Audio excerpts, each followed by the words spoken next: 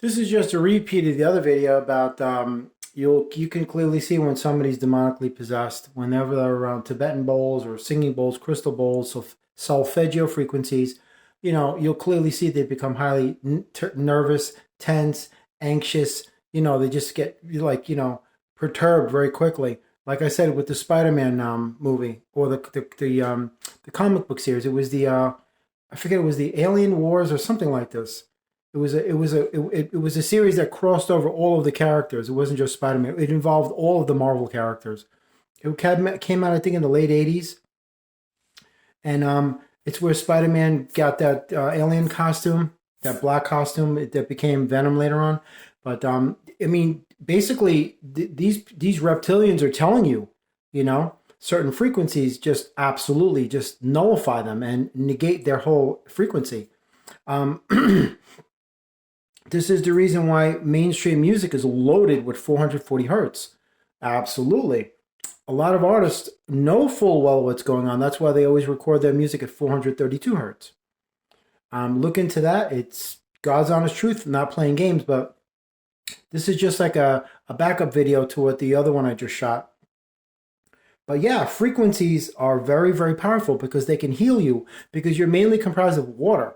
If you could see, if you go on YouTube, look at what frequencies do to water under a cymatoscope. That's CYMASCOPE.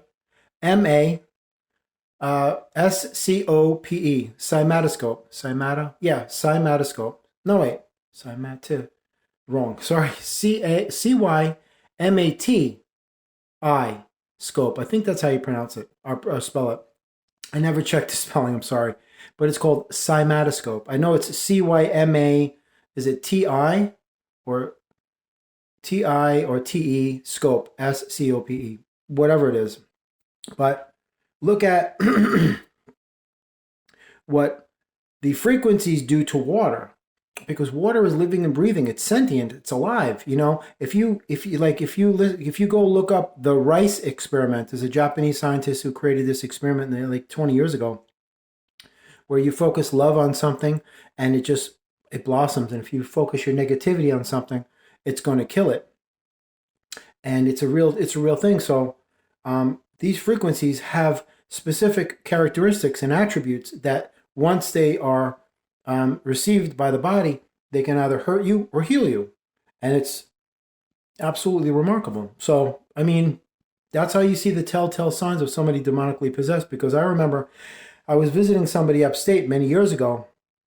I was playing something on my phone, and she goes, "What are you listening to? Tibetan bowls? I can't be around that stuff. I just get too nervous and I get too anxious." And I knew right away. I was like, "Wait a minute. This is something going on here." I didn't know at that time, but the person who said that to me is very, very negative, constantly. I mean, constantly negative. And I remember one time where I heard where demons assume human form just like angels assume human form. So they hide in the suits, the human costume. Even though you don't think you've been hijacked, absolutely. But it was my suspicion to say, let me explore this. Why is it that she said that?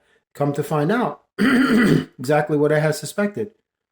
Demons are agitated by specific frequencies. Any of the frequencies that are generated by Tibetan bowls, crystal singing bowls, or the solfeggio frequencies, it just drives them nuts. They have to just vacate the body.